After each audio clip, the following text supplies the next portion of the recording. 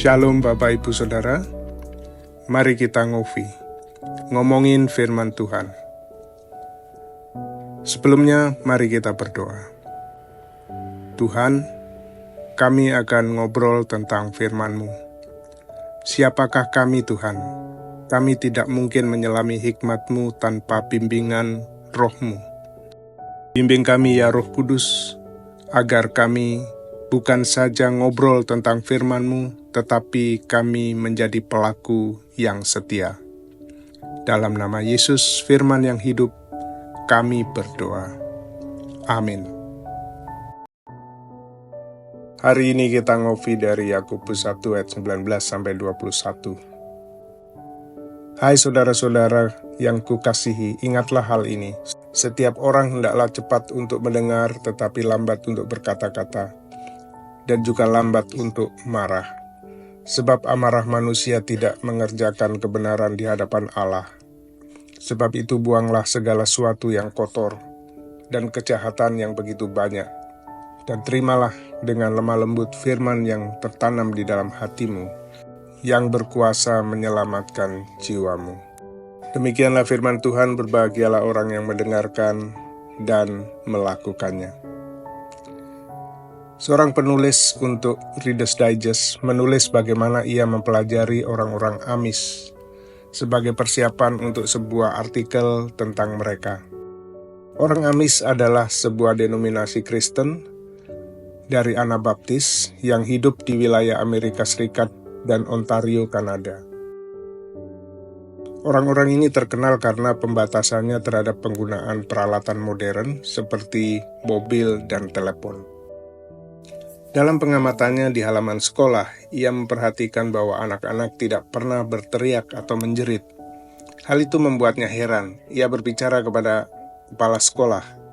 Ia mengatakan bahwa ia tidak pernah mendengar seorang anak pun di halaman sekolah berteriak. Dan ia bertanya, mengapa kepala sekolah? Mengapa demikian? Kepala sekolah menjawab, baiklah, apakah Anda pernah mendengar orang dewasa Amis berteriak? Jadi sama dengan pepatah kita, guru kencing berdiri, murid kencing berlari. Apa yang dilakukan orang dewasa akan diikuti oleh anak-anak. Keteladanan penting. Firman Tuhan yang kita baca dari kitab Yakobus menasihatkan agar kita sabar mendengar, lambat berkata-kata, dan tidak mudah marah. Pengendalian diri adalah teladan yang dapat kita bagikan kepada anak-anak kita. Pertama dikatakan pada ayat 19, Yakobus menasihatkan setiap orang hendaklah cepat untuk mendengar tetapi lambat untuk berkata-kata dan juga lambat untuk marah.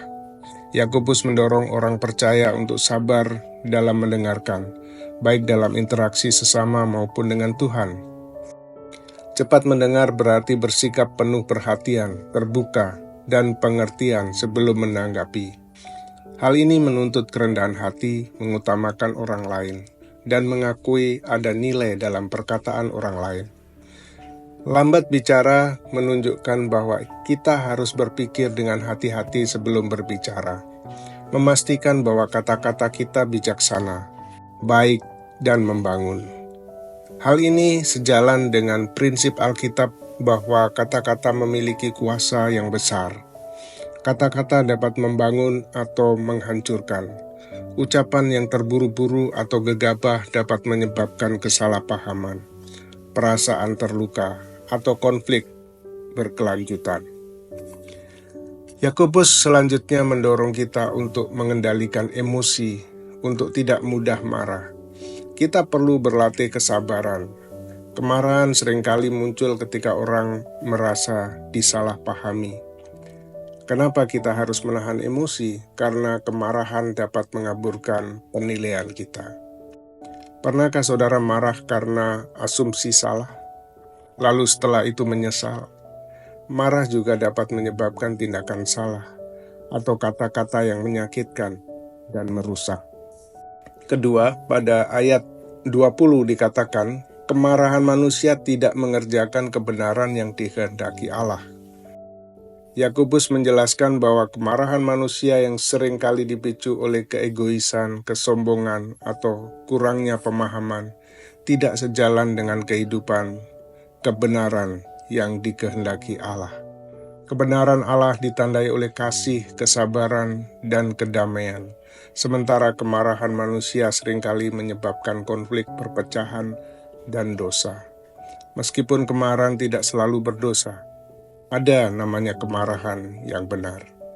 Yakobus memperingatkan terhadap jenis kemarahan yang tidak terkendali, merusak, dan didorong oleh kedagingan. Nasihat terakhir sangat penting dalam membangun hubungan dikatakan dalam ayat 21.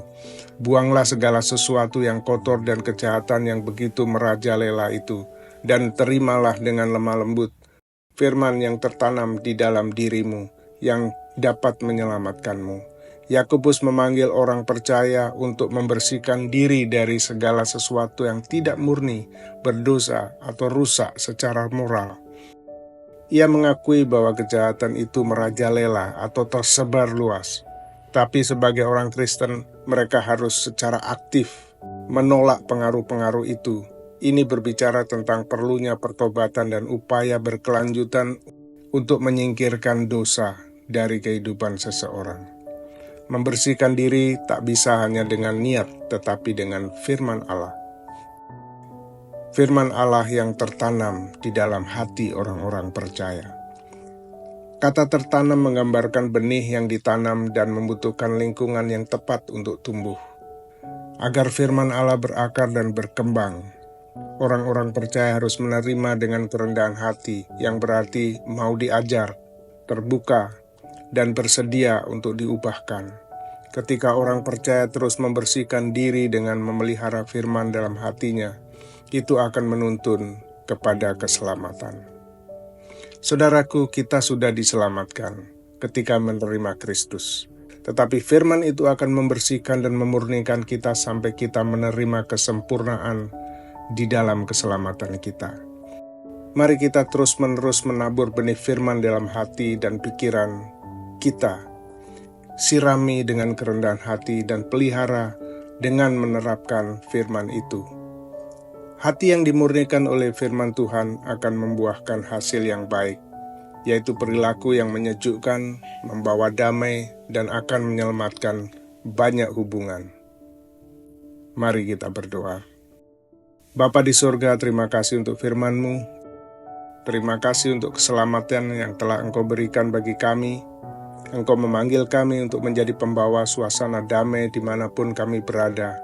Ajar kami rajin dengar-dengaran dengan firman-Mu, karena hanya firman-Mu yang akan memurnikan kami dan memampukan kami untuk sabar mendengar, lambat berkata-kata, dan mudah mengendalikan amarah. Di dalam nama Yesus, firman yang hidup, kami berdoa. Amin.